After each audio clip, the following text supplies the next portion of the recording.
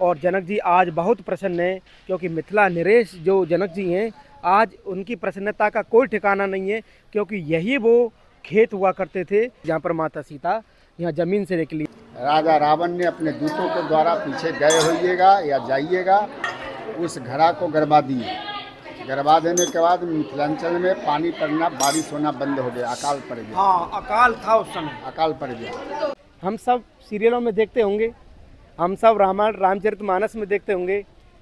क्या आपने कभी सोचा है कि ब्रजदर्पण की श्री राम यात्रा में आज हम साक्षात उस जगह का दर्शन कर रहे हैं?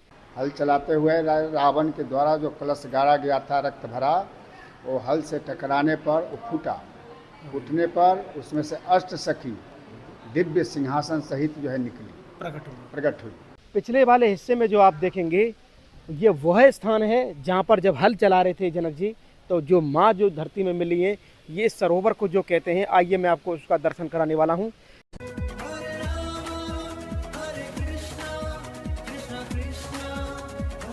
जय जय श्री राधे, जय जय श्री राम। आप सभी दर्शकों का स्वागत है ब्रज दर्पण की श्री राम यात्रा में। श्री राम यात्रा में हम जा पहुँचे हैं बिहार के सीतामढ़ी जिले में, जहाँ पर स्थित है माँ जानकी यानी सीता मैया की जन्मस्थली। जी हाँ, सीतामढ़ी सीता मैया की जन्मस्थली के नाम से ये जिले का नाम पड़ा है।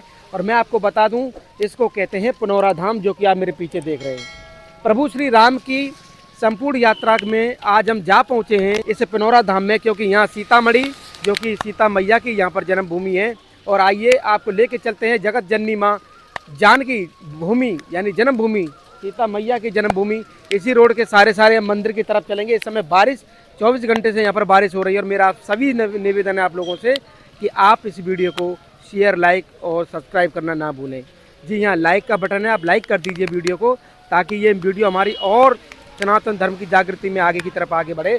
क्योंकि बारिश यहाँ पर पड़ रही है, और बारिश के बीच में हम आपको लेके चल रहे हैं यहाँ पे सीता मैया की वो जगह जहाँ पर जनक जी कैसे हल चलाते हैं, और उसके धरती के नीचे माँ एक मिट्टी के पात्र में यहाँ पर मिलती हैं। जनक जी आज बहुत प्रसन्न हैं, क्योंकि मिथिला नरेश जो जनक जी हैं आज उनकी प्रसन्नता का कोई ठिकाना नहीं है, क्योंकि यही वो खेत हुआ करते थे जहाँ पर कि मैं आपको वो कुंड भी दिखाऊंगा। कहते हैं उस सरोवर में स्नान करने से जो पुत्र की प्राप्ति होती है, और यही वो जगह थी जहाँ पर माता सीता यहाँ ज़मीन से निकली है। मेरे चारों तरफ आप देखेंगे एक मंदिर आप इधर भी देख सकते हैं, और इसके अलावा ये जो रास्ता है सामने की तरफ आप देखेंगे, जहाँ से हम आपको लेकर आए हैं पुनौरा धाम का जो मुख्य द्वार था मंदिर का, वहाँ से होते हुए अब हम आगे की तरफ जो बढ़ेंगे वो माँ जानकी की जन्मस्थली जो है उसके बारे में मैं आपको बताऊंगा। मेरे सामने जो मंदिर है मुख्य, वो आप देख पाएंगे यहाँ पर किस तरीके से ये एंट्रेंस यहाँ पर रखा हुआ है, और इसी एंट्रेंस से होते हुए हम आगे की तरफ बढ़ेंगे, और आप भी मेरे साथ में आनंद लीजिए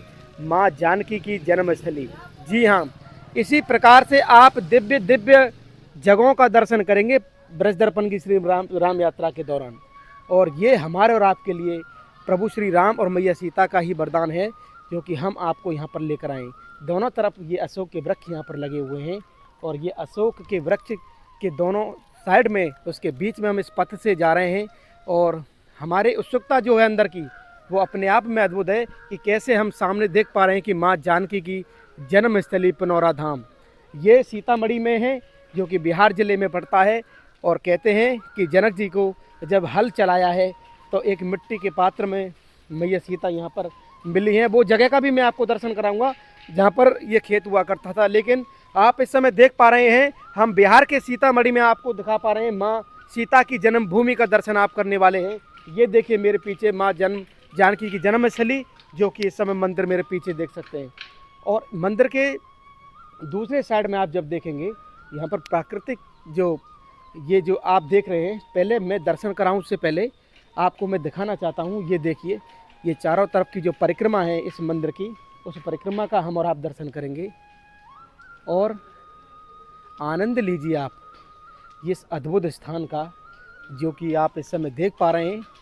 ये देखिए कितना सुंदर तरीके से ये पिछला जो हिस्सा है ये हम और आप देख पा रहे हैं, और ऐसा मानो जैसे दिव्य शांति हो यहाँ पे।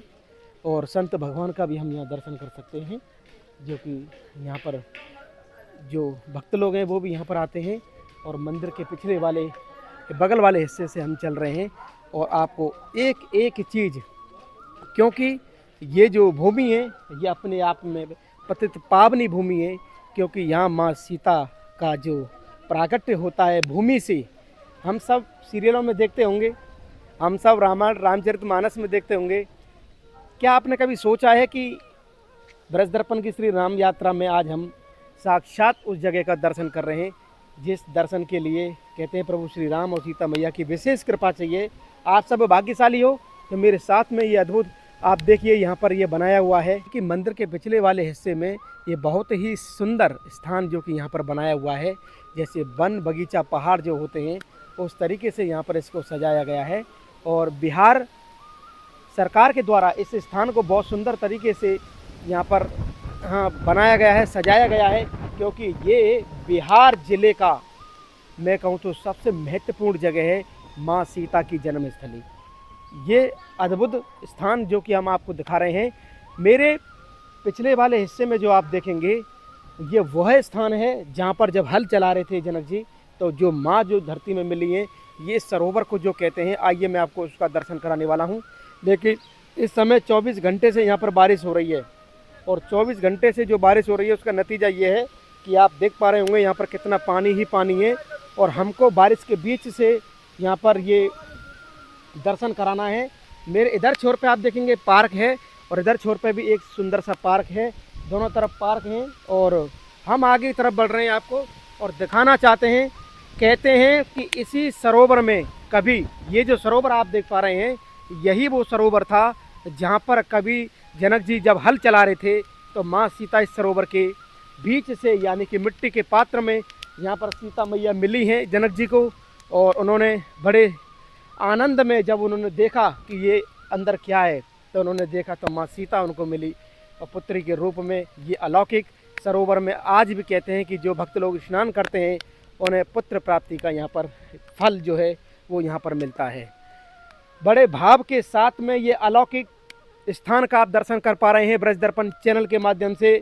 ये वही जगह है जहाँ माँ सीता का जन्म हुआ था और ये वही जगह है जहाँ पर माँ सीता भूमि के अंदर प्रभु जनक जी को यहाँ पर मिली हैं जो कि पिता हैं सीता मैया की। आइए चलते हैं, मैं आपको आचमन कराता हूँ इस सुंदर सरोवर का जो कि इस समय आप मेरे आगे देख पा रहे हैं।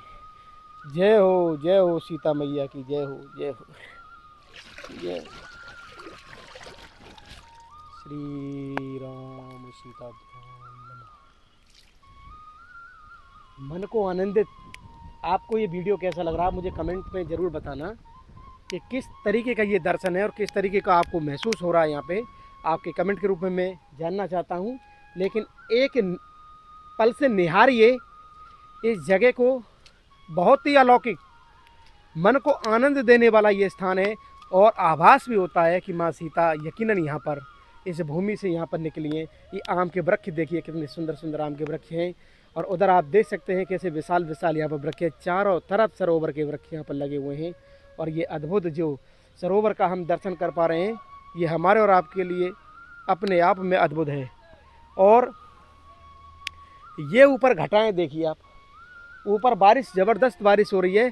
अब हम आपको ये स्थान दिखाया जहाँ पर कि माँ सीता का जो खेत था जहाँ पर हल जो जनक जी चला रहे थे तो माँ सीता जो मिली हैं वो कहते हैं इसी सरोवर में यही वो जगह थी जहाँ पर माँ सीता भूमि से निकली हैं। आगे की तरफ हम बढ़ेंगे तो आपको अब माँ की जो जन्म स्थली जो मंदिर है उसका हम आपको दर्शन कराएंगे, क्योंकि पूरा ये क्षेत्र जो है ये वही खेत हुआ करते थे जहाँ पर कि आपने त्रेता युग में देखा होगा कैसे मिथिला नरेश जनक जी को आज पुत्री के रूप में माँ सीता यानी माँ भवानी मिली हैं। तो उनकी खुशी का कोई ठिकाना नहीं है। और समस्त मिथिलांचल, ये जनकपुर हो चाहे बिहार बॉर्डर के जितने भी ज़िले हों, ये सब मिथिला के अंदर आते हैं और ये सब आज आनंद में खुशी में डूबे हुए हैं क्योंकि माँ सीता का जो जन्म है वो यहाँ पर हो चुका है। अब हम आगे की तरफ बढ़ें, जैसे कि मैंने आपको दर्शन कराया है सीता कुंड का, तो सीता कुंड का दर्शन करने के बाद हम मंदिर के उसी छोर पर आ चुके हैं और आप मेरे पीछे पीछे चलिए। ये जो मेन मंदिर है उसके हम पिछले वाले हिस्से में परिक्रमा मार्ग में चल रहे हैं और परिक्रमा मार्ग को कितने सुंदर तरीके से यहाँ पर दिखाया गया है। और जैसे जैसे हम आगे बढ़ रहे हैं उत्सुकता हमारी उतनी ही बढ़ती जा रही है। ये स्थान अपने आप में बहुत अलौकिक है। जैसे सरल स्वभाव के जो मिथिलावासी होते हैं वो चीज़ हमको यहाँ वातावरण में, यहाँ के भूगोल में समझ में आ रही है। और आप यकीन मानिए, क्योंकि इस समय मौसम तो ऐसा हो रहा है महाराज जैसे उत्तराखंड और हिमाचल प्रदेश के पहाड़ों पर होता है। आज हम आपको सीतामढ़ी, बिहार के सीतामढ़ी दिव्य स्थान पर आपको लेकर आए हैं, माँ जानकी के जन्म स्थान। इधर की तरफ हम देखें, यहाँ पर आप, अरे वाह, ये हमारे भोलेनाथ का आप दर्शन कर पा रहे होंगे यहाँ पे। और ये भोलेनाथ का दर्शन कीजिए, जो कि यहाँ पर ये आनंद ले रहे हैं माँ सीता की जन्मभूमि में। और क्या अद्भुत आनंद है। अब भोलेनाथ हों और हनुमान जी ना हों, और सीता मैया के तो बहुत लाडले हैं हनुमान जी। ये आप देख पा रहे हैं, ये हमारे भक्त बलवंत लाल जी हैं, जो कि यहाँ पर आनंद ले रहे हैं माँ सीता की जन्मभूमि पर। और इसके आगे हम आगे की तरफ दिखाएं तो इधर आप आ सकते हैं। और ये पूरा बगीचा आप देखिए, और यहाँ पर एक सरोवर है, आइए चलते हैं। एक कुआं है, और कुआं का मैं आपको दर्शन कराऊंगा। आइए, ये बिल्कुल पार्क के बीचों बीच में यहाँ पर एक कुआं बनाया हुआ है, और इसका दर्शन हम जब करेंगे तो आप देखेंगे कि यहाँ पर क्या अद्भुत ये कुआं है। और प्राचीन कुआं लगता है, इसको सरकार ने संरक्षित करके यहाँ पर बनाया हुआ है। ये देखिए, ये यहाँ पर एक कुआं भी है, और जो कि इस समय आप देख पा रहे हैं, ये पिनौरा धाम अपने आप में अद्भुत है, अपने आप में यह अलौकिक मंदिर।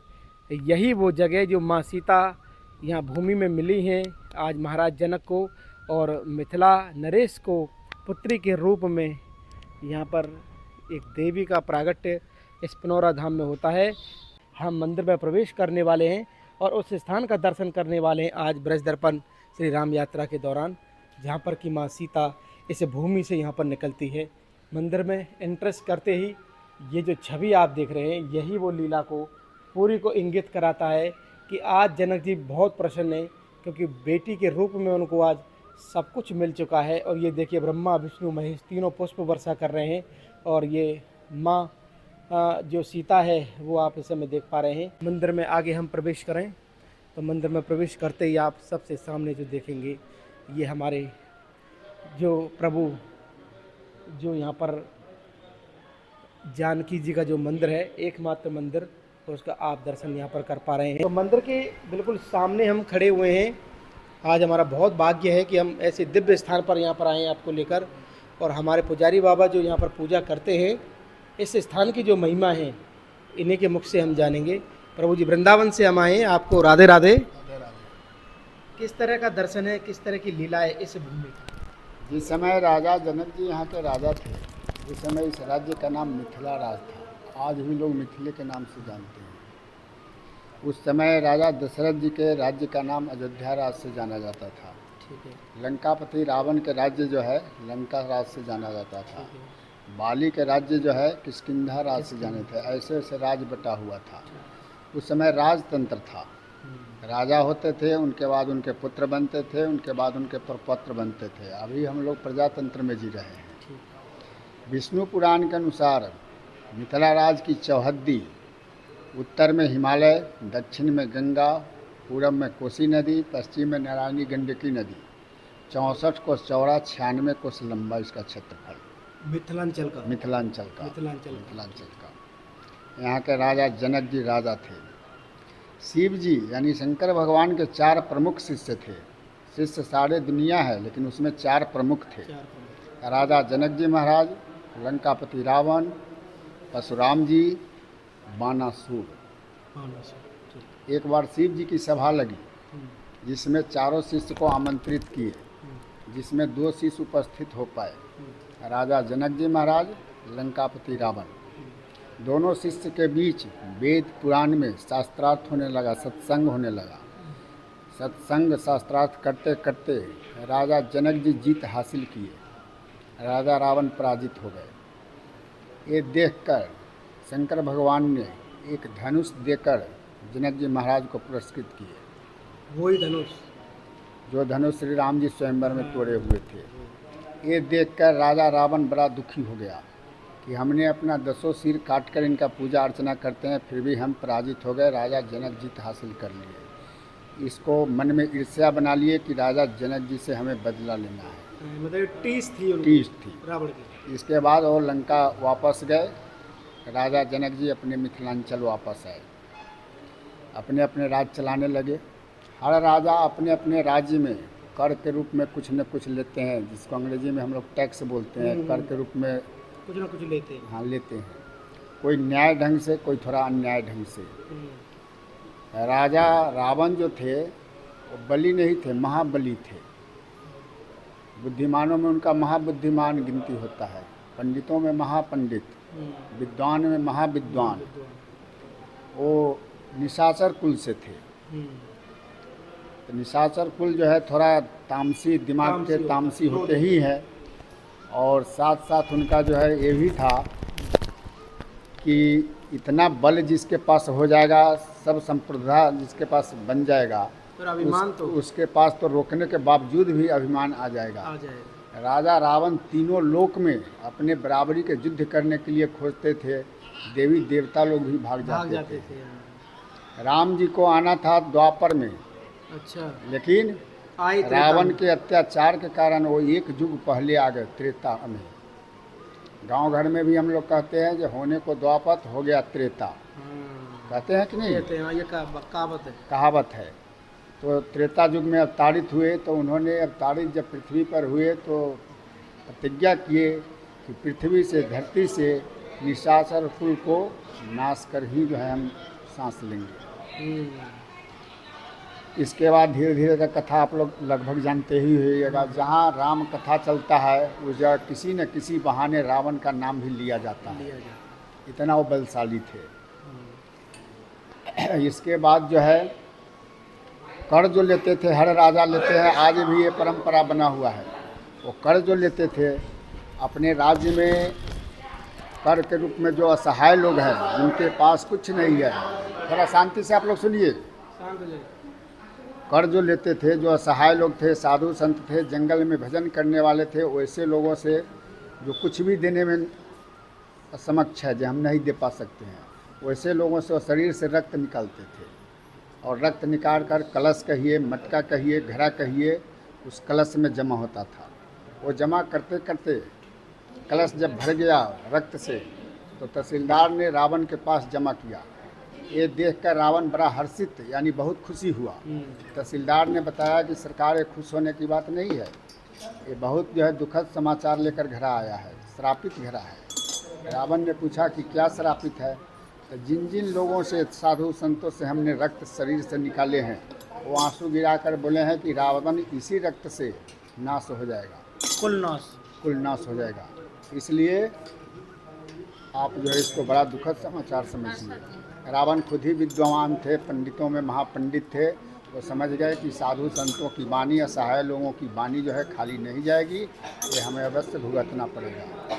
उनके मन में आया कि राजा जनक के राज में अगर इस घड़ा को गरबा देते हैं तो वो नाश हो जाएंगे, हम बच जाएंगे। ये सोचकर उन्होंने जगह का चुनाव किए कि मिथिलांचल में कहाँ पर इस घड़ा को गरबावे ताकि राजा जनक नाश हो जाए, हम बच जाए।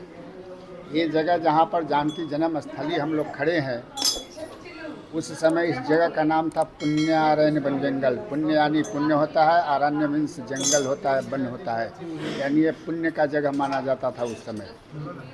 उन्होंने सोचे कि पुण्य का जगह माना गया है, अगर उस जगह पर घड़ा को गरबा देते हैं तो वहाँ का पुण्य छिन्न होगा, नाश का समय नज़दीक आ जाएगा, जो हम देख लेंगे। राजा रावण ने अपने दूतों के द्वारा पीछे गए होइएगा या जाइएगा, वहाँ पर जो है समतल भूमि था, उस घड़ा को गरबा दिए।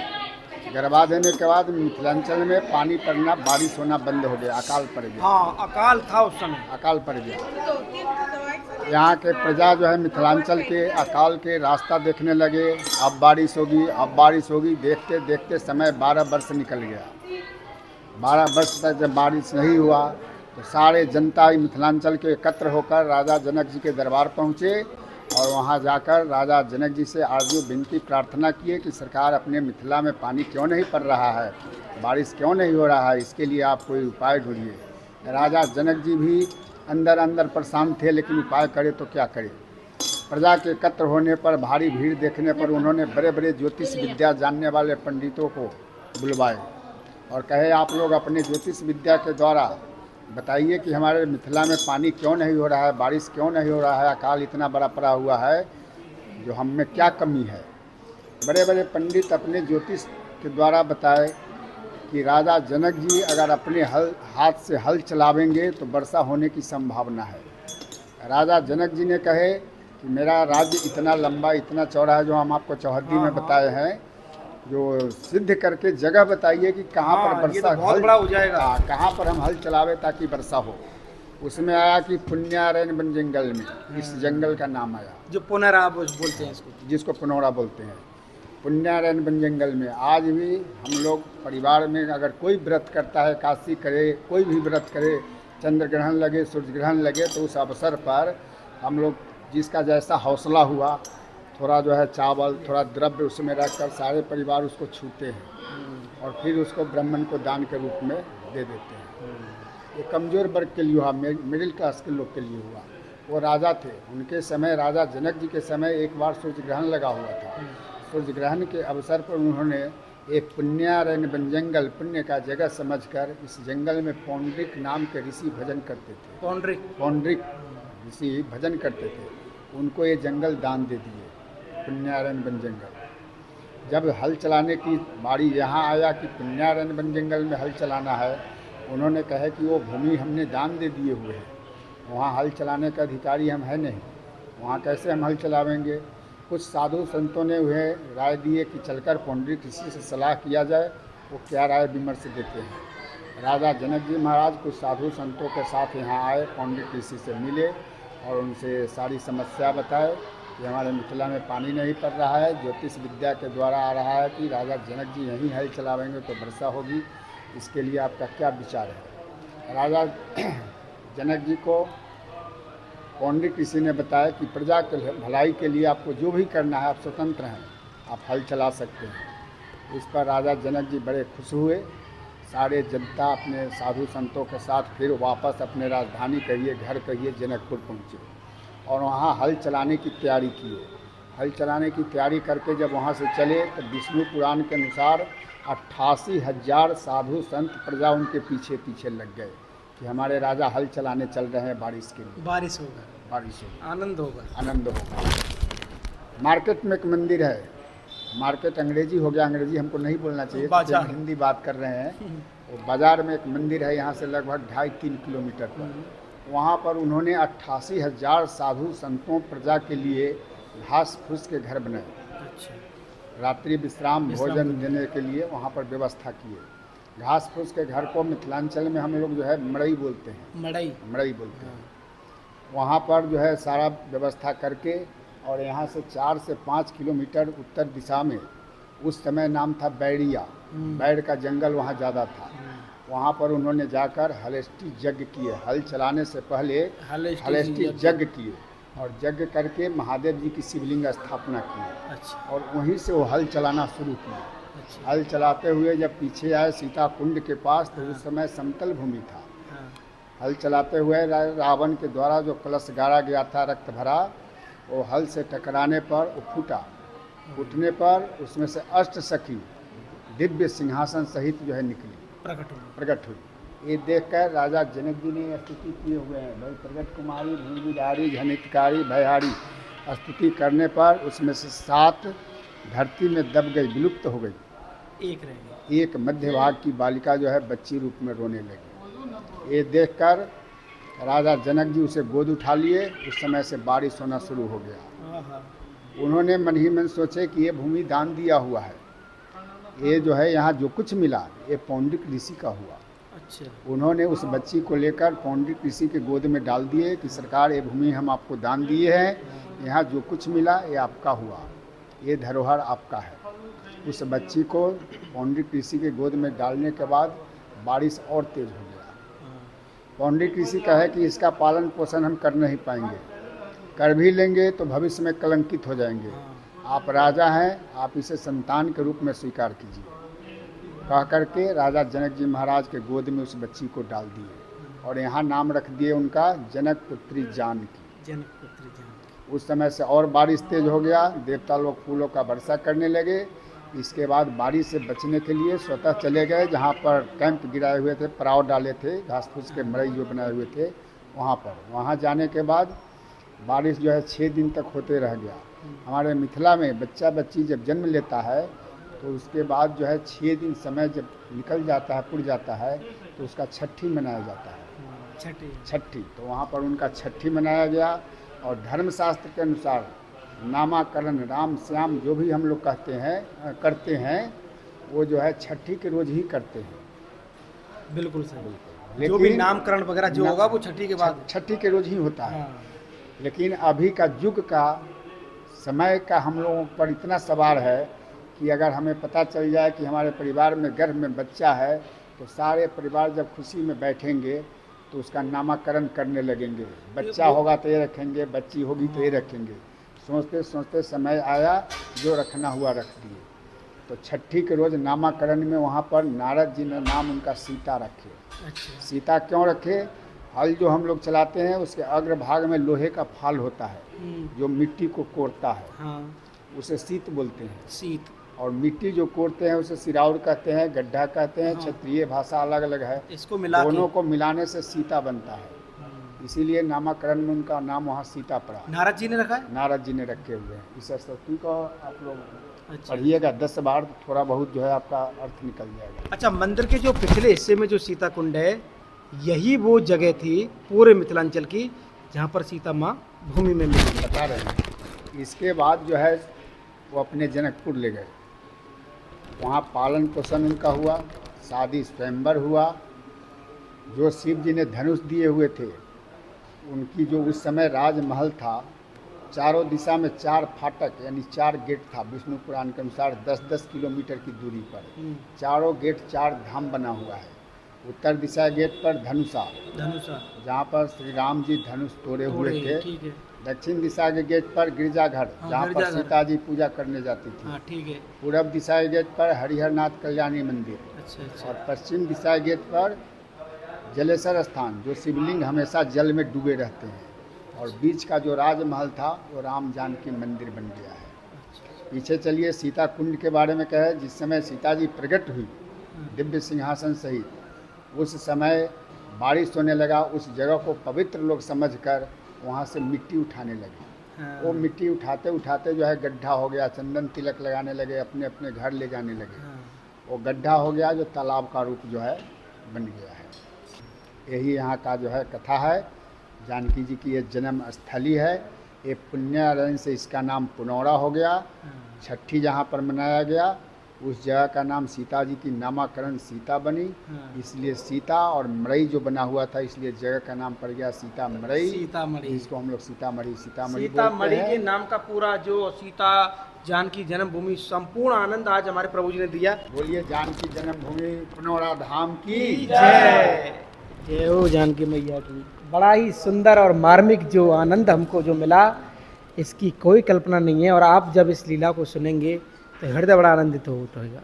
आज का हमारा ये भाव, हमारा ये आनंद आपको कैसा लगा, आप हमें कमेंट करके, शेयर करके और हमारे इस चैनल को ज़्यादा से ज़्यादा सब्सक्राइब करके ज़रूर बताएं। सीता मैया की जन्मभूमि पुनौरा धाम से आप सभी को प्यार भरा राधे राधे।